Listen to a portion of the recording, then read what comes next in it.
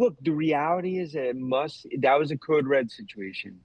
And it was the most important conference call he ever had to do. And he handled it, I think, the best I've ever seen him. Pick Tesla.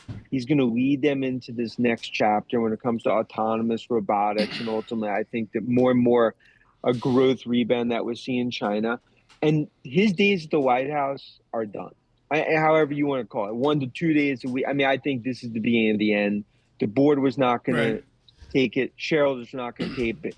But that's, you're talking about one of the biggest disruptive technology companies in the world. Musk is Tesla, Tesla is Musk. On your commute across the nation this morning, and of course on YouTube, Dan Ives with us with Wedbush, looking over here to see the Secretary of Treasury in conversation, I believe with Maria over at Fox News. We'll monitor those headlines from the Secretary of Treasury. It seems, Paul, every time he speaks, is that press conference the other day, he moves the markets. He does.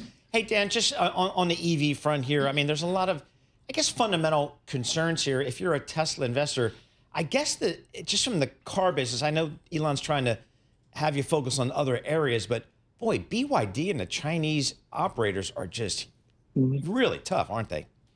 Yeah, look, I mean, we've seen it firsthand in China, many times. I mean, BYD has done phenomenal.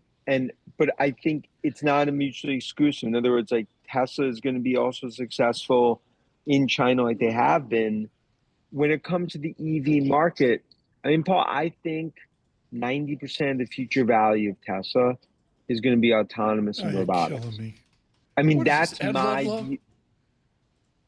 And Dan, just to be clear here, the board at Tesla thinking about a replacement, that's not even thought of, is it really? Again, Keene, he didn't want to do it. So after he took his hat out of the ring, there was no one left.